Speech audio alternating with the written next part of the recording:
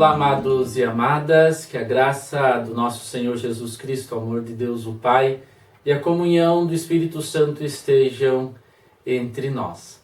Eu quero saudar a cada um de vocês que nos assistem no dia de hoje com as palavras do salmista, onde no capítulo 31, o versículo 22, ele nos diz assim: Fiquei com medo e pensei que ele havia me expulsado da sua presença.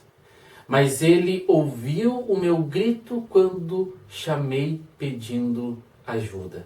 Leio mais uma vez. Fiquei com medo e pensei que ele havia me expulsado da sua presença. Mas ele ouviu o meu grito quando chamei pedindo ajuda. Amados, em momento algum, Deus nos afasta da sua presença. Em momento algum, Ele nos expulsa de diante de si. Muito pelo contrário. Muitas vezes nós escolhemos não estar na presença de Deus. Mas Deus, Ele quer e deseja estar conosco em todos os momentos da nossa vida. Principalmente quando nós, assim como o salmista diz, quando nós clamamos, quando nós gritamos pedindo ajuda, pedindo socorro. Deus tem estendido a sua mão. Deus tem olhado para nós com carinho, com cuidado. E Deus tem nos dito: eu estou aqui. Você é meu e eu cuido de você. Que você possa ter essa certeza de que quando você precisar, Deus está disposto a lhe ajudar. Amém. Nós iniciamos esse culto em nome do Deus que é Pai, aquele que cria a cada um de nós, aquele que nos dá a vida e aquele que nos ouve, quando nós também clamamos, gritamos por ajuda, por socorro. Em nome de Jesus Cristo, aquele que na cruz se entregou pelos nossos pecados e ali nos deu a oportunidade da vida eterna. E em nome do Espírito Santo, aquele que tem agido em nosso coração hoje e sempre. Amém. Assim como nós estamos, queremos orar. Deus amado, obrigado por esse dia que Tu nos dá. Obrigado mais uma vez pela oportunidade de compartilharmos e ouvirmos da Tua palavra. E Deus amado, muito obrigado porque Tu sempre tens estado conosco. Em todos os momentos da nossa vida. Tu não nos abandonas. Tu não nos deixas desamparados. Mas a Tua mão protetora está sempre ao nosso lado. A Tua mão protetora está sempre cuidando de nós. E por isso nós somos gratos. Dá, Deus, a nós também o desejo de nunca fugirmos da Tua presença. De nunca tentarmos escapar da Tua face. Mas que sim nós possamos buscar durante toda a nossa vida. Estar contigo em todos os momentos, em todas as situações. Assim nos abençoa também nesse culto, age com Teu Santo Espírito, falando ao nosso coração e transformando, ó Deus, a nossa vida. Em nome de Cristo Jesus que nós pedimos e agradecemos. Amém. Amados, nós queremos assistir um vídeo e hoje então quem conta a história para as crianças é a tia Márcia. Vejamos.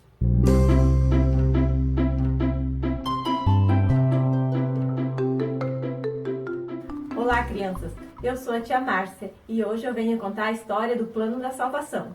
Quem de vocês vai querer morar no céu? Eu quero morar, porque Deus está preparando uma morada muito linda para nós lá no céu, onde não vai ter nem sofrimento, nem dor, nem tristeza e nem morte. Que coisa boa, não é, crianças? E também ele deixou escrito lá na Bíblia que também vai ter as ruas de ouros e vai ter uma morada de ouro para nós lá no céu. Quem de nós não vai querer morar lá, não é, crianças?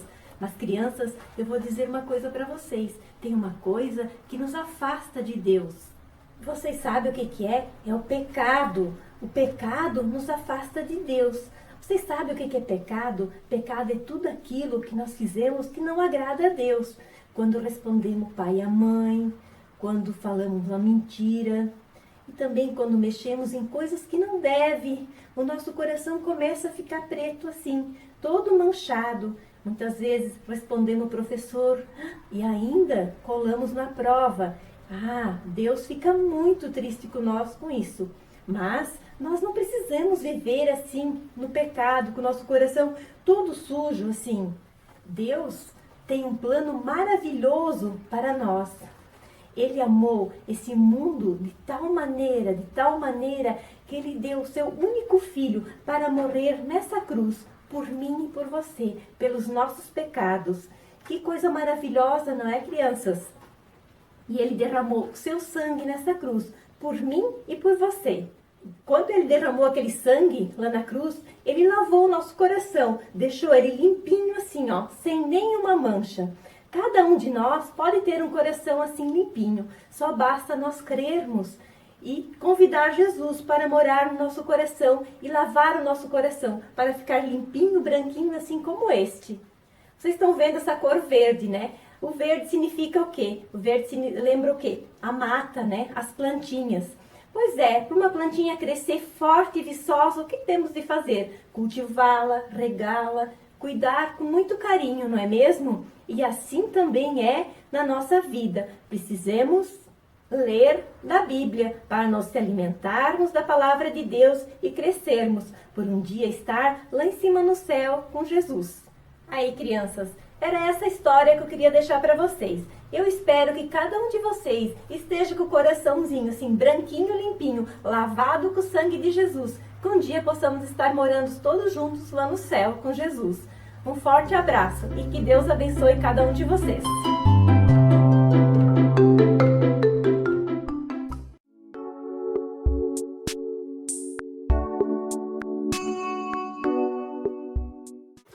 Amados, eu quero trazer para vocês algumas informações. Nós novamente decidimos, o presbitério da nossa paróquia, as lideranças então das nossas comunidades, nós decidimos que vamos permanecer sem atividades presenciais até o final do mês de julho.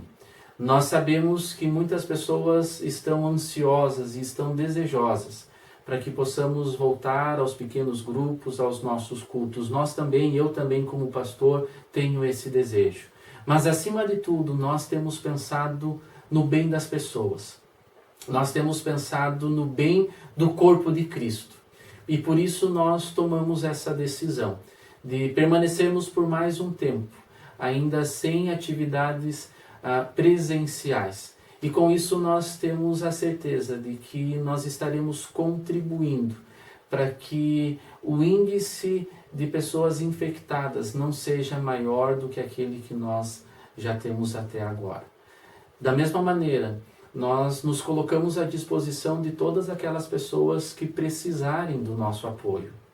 Aquelas pessoas que precisarem de uma oração, aquelas pessoas que querem conversar, estas podem entrar em contato diretamente comigo ou pela secretaria, com a Jaqueline, e podem estar então mandando a sua mensagem. A gente atende essas pessoas com muito amor, com muito carinho. Nós sabemos que estamos vivendo uma situação delicada e mais uma vez eu lembro, a não realização de atividades é pensando em você, é pensando no teu bem, é pensando no bem do corpo de Cristo. Nós como igreja precisamos dar bom testemunho e nós entendemos que por ora isso é sim o correto, esse sim é o verdadeiro testemunho cristão. E um outro pedido que eu faço, principalmente para você que mora aqui em Aurora, quando você for até o centro, quando você for em algum estabelecimento, use máscara. Talvez você não queira ou se sinta incomodado, mas eu diria que usar máscara é uma atitude de amor nesse momento. Usar máscara demonstra que você está cuidando da tua vida, mas você também está cuidando da vida do próximo. Faça isso, para que todos juntos possamos fazer com que toda essa situação possa passar o mais breve possível e o mais breve nós possamos novamente nos reunirmos.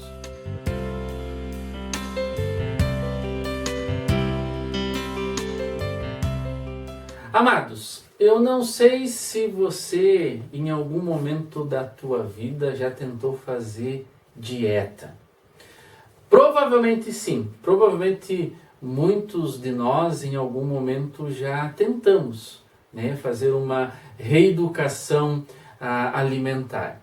E se a gente for ser bem sincero, fazer essa dieta às vezes é uma situação bem triste, né? Porque quando a gente começa a fazer dieta, quando a gente então se dispõe a uma mudança na reeducação, a gente diz, olha, eu não vou mais comer besteira. Eu não vou mais comer gordura. Eu não vou mais tomar refrigerante. Eu vou diminuir o meu consumo de açúcar a quase zero. Eu só vou comer verduras, eu só vou comer vegetais, eu só vou comer salada, só vou comer coisa natural, coisa que não vá trazer nenhum problema para mim. Não passa 2 dias, lá estamos nós com um pote de sorvete, um copo grande de refrigerante, comendo depois de um almoço com aquela costela bem gorda, com aquelas comidas todas engordativas. Amados, claro que eu estou brincando, eu sei que muitas pessoas conseguem fazer dieta. Eu já tentei algumas vezes, mas eu confesso que as tentações de comer uma besteira às vezes são maiores e a gente acaba saindo da dieta. Mas algumas pessoas sim, conseguem, né, fazer essa reeducação alimentar, conseguem se disciplinar e não cedem às tentações. Nós precisamos saber que isso é importante também para a nossa saúde, para a nossa vida. Mas muitas vezes nós agimos assim quando pensamos em fazer dieta. Nos motivamos, mas logo depois acabamos voltando a fazer tudo como fazíamos antes. Voltamos a comer errado, voltamos a comer besteiras, voltamos a comer aquilo que não deveríamos comer. Amados, essa questão que eu citei da dieta, de uma reeducação alimentar, ela é uma coisa importante, mas ela em nada se compara com aquilo que muitas vezes nós fazemos com a nossa vida espiritual, com a nossa vida de fé. Porque muitas vezes, infelizmente, nós fazemos com a nossa vida espiritual, com a nossa vida de fé, o mesmo que nós fazemos quando decidimos fazer uma dieta ou uma reeducação alimentar. Por um tempo nós estamos motivados, mas depois de um tempo nós deixamos as tentações serem maiores e nós acabamos cedendo. Na vida espiritual não é diferente. Nós precisamos buscar um contato maior com Deus. Nós precisamos tirar de nós aquele mal que muitas vezes nos aprisiona, assim como diz o título, né, o tema do nosso culto. Nós precisamos ter força para fazer diferente. Mas nem sempre é fácil. Nem sempre é fácil nós resistirmos àquilo que o mundo muitas vezes nos impõe e aquilo que o inimigo muitas vezes consegue colocar em nossa vida. E para trazer luz, para trazer clareza a cada um de nós sobre esse assunto, sobre esse mal que nos aprisiona, eu quero compartilhar com vocês o texto de Romanos 7, do versículo 14 até o versículo 25, que nos dizem assim: o problema não está na lei, pois ela é espiritual e boa. O problema está em mim, pois sou humano, escravo do pecado. Não entendo a mim mesmo, pois quero fazer o que é certo, mas não o faço. Em vez disso, faço aquilo que odeio. Mas, se eu sei que o que faço é errado, isso mostra que concordo que a lei é boa. Portanto, não sou eu quem faz o que é errado, mas o pecado que habita em mim. E eu sei que em mim, isto é, em minha natureza humana, não há nada de bom, pois quero fazer o que é certo, mas não consigo. Quero fazer o bem, mas não o faço. Não quero fazer o que é errado, mas ainda assim o faço. Então, se faço o que não quero, na verdade, não sou eu quem faz, mas o pecado que habita em mim.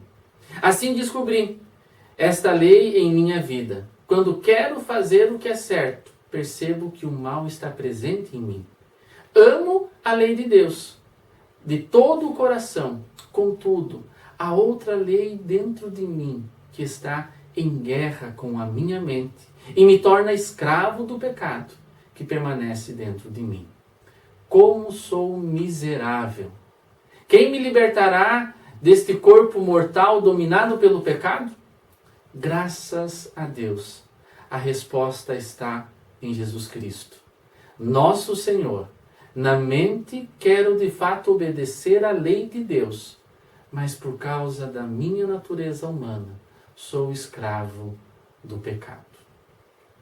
Amados, esse texto ele nos fala muito sobre uma realidade que eu vivo, sobre uma realidade que você vive, sobre uma realidade que é fato em nosso meio.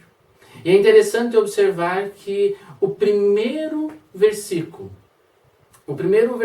desse texto nos fala aonde está o erro. E diz assim, o problema não está na lei, pois ela é espiritual e boa. O problema está em mim, pois sou humano, escravo do pecado. Com a dieta nós dizemos assim, olha, eu não consigo fazer dieta, porque os cardápios que me são passados são muito difíceis. As comidas são muito estranhas, tem coisa muito cara, eu não sei fazer. A gente sempre de alguma maneira tenta colocar a culpa no cardápio, a gente tenta colocar a culpa na comida que não é aquela que nós estamos acostumados. Nós tiramos de nós a responsabilidade. Eu não consigo fazer dieta não por minha culpa, mas por culpa daquilo outro. Tiramos de nós a responsabilidade e queremos colocar a culpa, a responsabilidade em outra coisa. Na vida de fé não é diferente. Queremos sempre colocar o erro nos outros. Ou queremos colocar o erro em outra coisa. Nós às vezes dizemos assim, olha, mas aquilo que a gente tem que fazer para ser um cristão de verdade é muito ruim, é muito difícil. Parece que ser cristão é chato, parece que é uma vida complicada. De novo, nós tiramos a responsabilidade de nós e queremos colocar a responsabilidade e a culpa em outra pessoa ou em outros fatores. Nós precisamos olhar o que o texto diz, o versículo 14 começa dizendo, o problema não está na lei, o problema não está em obedecer à lei, porque ela é espiritual, ela é boa. O problema está em mim. Eu preciso reconhecer que o problema está em mim. Tanto para fazer uma dieta e principalmente com relação à minha vida de fé, à minha vida espiritual. Eu preciso reconhecer que muitas vezes eu não desejo um crescimento. Eu preciso reconhecer que muitas vezes eu não disponho do meu tempo para isso. Muitas vezes a gente brinca, né? Em alguns grupos a gente fala assim, olha, para algumas pessoas passar 1 hora na igreja assistindo um culto, hoje os nossos cultos são de em torno de meia hora, né? É algo muito difícil. Mas às vezes para assistir uma partida de futebol nós ficamos 1h30 e parece que passa tão rápido. Para assistirmos a um filme, nós vamos ficar cerca de 2 horas e parece que passa tão rápido.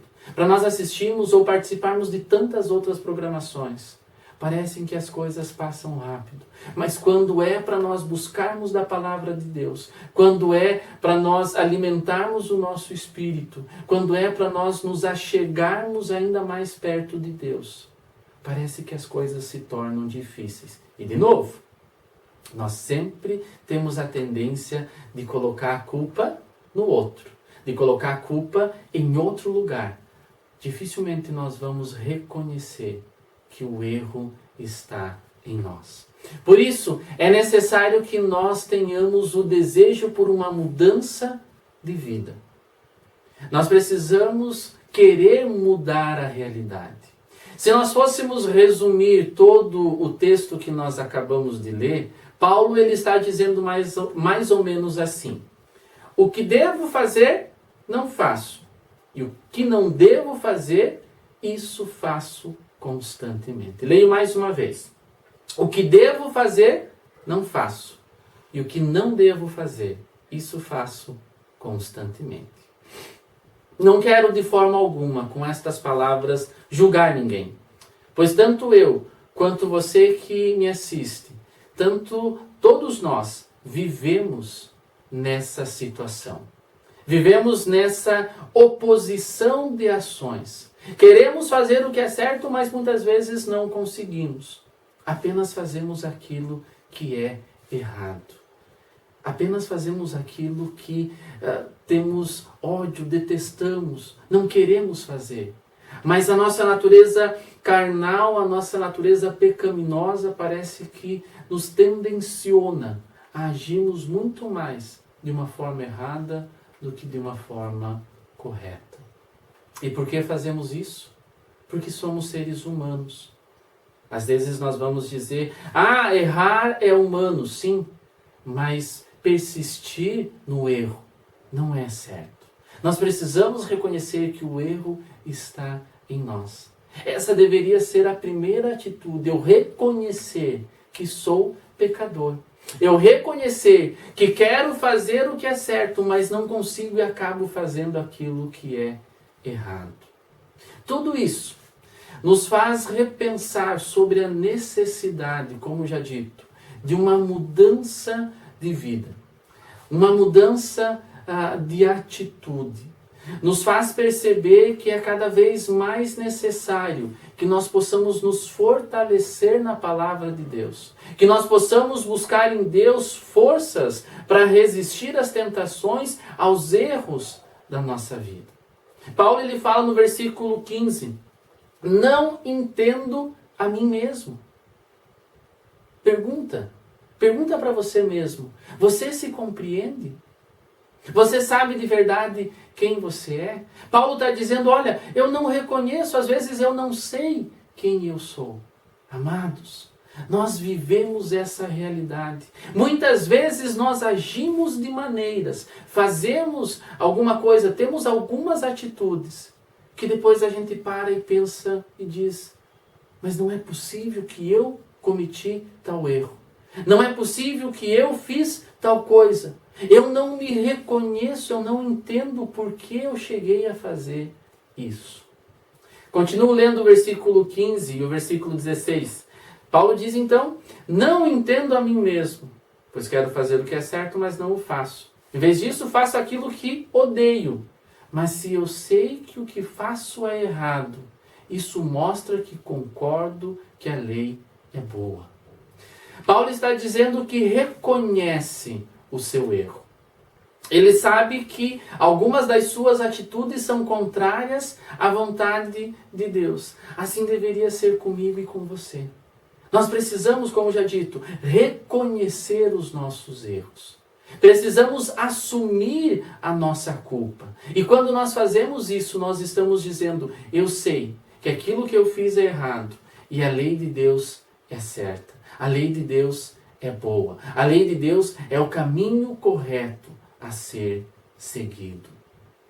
Agora, dos versículos 17 até o versículo 31, Paulo mostra para nós aonde reside, ou como diriam alguns jovens há mais tempo, aonde está o cerne da coisa, né? Aonde está o centro de tudo. Paulo reconhece a sua participação no erro, reconhece a sua parcela de culpa, mas ele também deixa mostrar que aquilo que ele faz é contrário à lei de Deus. Aquilo que faz Paulo errar é o mesmo que faz eu errar, é o mesmo que faz você errar. E isso nós chamamos de pecado. O pecado reside em nós. O pecado faz parte da nossa vida. Mas isso não nos dá o direito de justificarmos os nossos erros. Eu não posso dizer que eu faço coisas erradas porque o pecado está em mim. Tanto é que Deus me pede para que eu possa lutar contra o pecado, que eu possa lutar contra os meus erros. Deixa eu usar um exemplo. É como se o pecado que reside em nós fosse uma doença. Você sabe que essa doença existe, você tem consciência disso. Mas se você não fizer nada, você estará permitindo que aquela doença acabe com a tua vida. Mas se você buscar um tratamento, se você buscar um medicamento, aquela doença continua em você. Mas você está tratando dela. Você está tentando acabar com ela. O pecado em nossa vida é a pior doença que existe. Novamente, o pecado em nossa vida é a pior doença que existe. Mas o pecado não é uma doença que não tenha tratamento. Sim, pecado tem solução. A primeira coisa que eu preciso fazer, o primeiro passo, já citei isso antes, eu preciso reconhecer que sou pecador. O primeiro passo para tirar o pecado da minha vida é reconhecer que eu sou pecador. O segundo passo é buscar tratar essa doença. É buscar não viver em pecado. E o terceiro passo, e mais importante de todos, é reconhecer que somente Jesus Cristo pode mudar esse fato em nossa vida. É reconhecer e afirmar que Jesus Cristo é a cura. É reconhecer e afirmar que Jesus Cristo é a solução para o nosso pecado não mais existir em nós. Paulo fala que dentro dele existia uma guerra muito intensa. A sua natureza humana, carnal, estava sempre inclinada ao erro. Mas a sua consciência lhe dizia que a lei de Deus, que os mandamentos de Deus eram o caminho certo a se seguir. Paulo chega ao ponto de se auto-intitular como um miserável, alguém que não tinha valor algum. E certamente ele se considera desta maneira, porque ele permitia que em muitos momentos da sua vida o pecado falasse mais alto do que a obediência a Deus. E novamente ele lembra, a única forma de eu ser liberto deste mal, a única forma desta minha doença ser tratada, é por meio do sangue de Jesus Cristo vertido na cruz em meu lugar. Amados, muito daquilo que Paulo viveu se passa em nossa vida nos dias de hoje. Certamente em muitos momentos nós agimos da mesma forma. Desejamos fazer o que é certo, o que é bom, o que provém de Deus. Mas infelizmente o pecado fala mais alto. E nós acabamos cedendo à tentação e caindo em pecado. Amados, mesmo que isso aconteça em tua vida, e saiba que acontece na minha constantemente e deve acontecer na tua que me assiste agora também. Mesmo que isso aconteça, nós temos a Jesus Cristo como a solução. Mesmo que nós cometamos erros, pecados todos os dias, e fazemos isso, nós sabemos que podemos buscar em Jesus Cristo o perdão tão necessário. Nós sabemos que podemos olhar para a cruz e sempre de novo lembrar que ali ele pagou um alto preço. Ali ele verteu o seu sangue precioso para que os meus pecados, os teus pecados, os nossos pecados fossem pagos. Mas amados, como somos humanos, como somos carnais e como muitas vezes fazemos aquilo que não queremos, aquilo que detestamos, Paulo lembra e diz que nós vamos continuar como escravos do pecado. O pecado fará parte da nossa vida, mas eu não posso permitir que o pecado domine a minha vida por inteiro.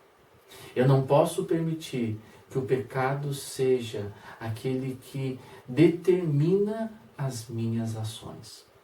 Lembro mais uma vez o que diz o versículo 25. Graças a Deus, a resposta está em Jesus Cristo, nosso Senhor. Graças a Deus, a resposta está em Jesus Cristo, nosso Senhor.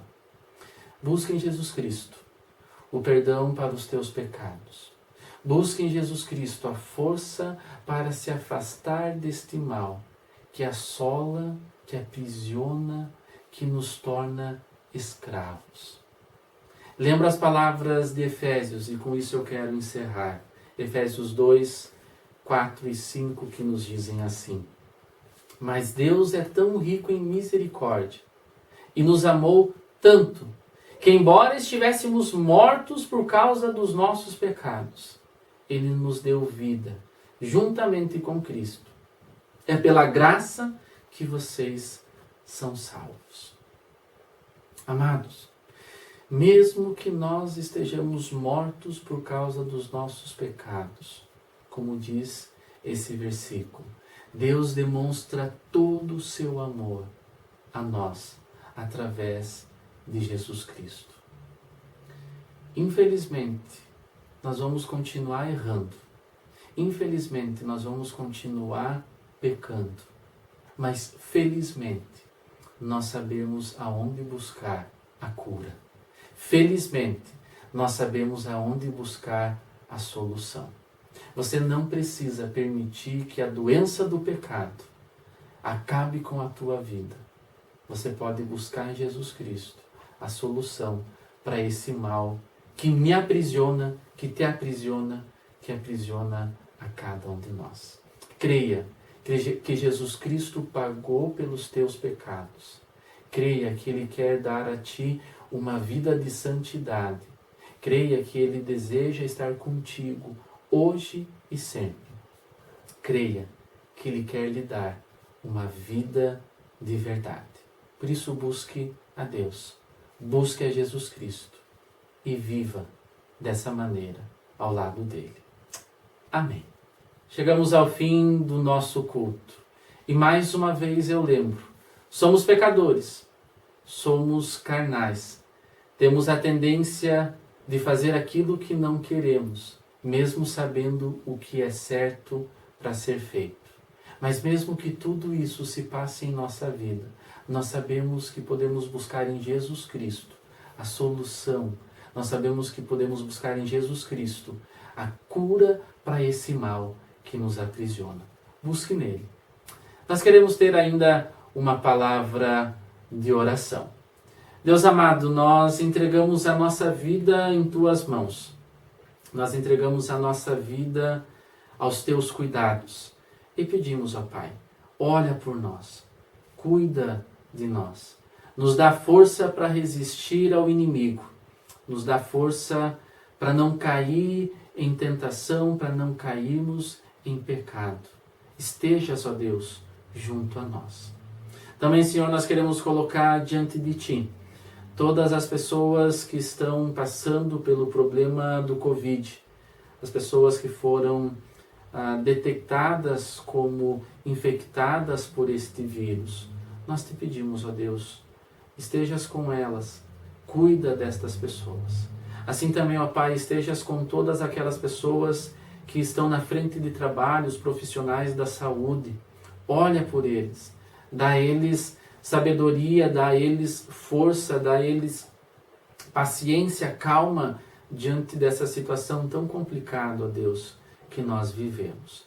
Também, Senhor, nós queremos lembrar daquelas pessoas que perderam a vida, dos familiares destas pessoas que perderam a vida agora na semana passada, durante a passagem desse ciclone aqui pelo nosso estado, pelo sul do Brasil. Assim também, ó Deus, nós lembramos daquelas famílias que tiveram as suas casas destelhadas, aquelas pessoas que perderam algum bem, que Tu estejas, ó Pai, abençoando, fazendo com que também elas possam se restabelecer, se reerguer novamente.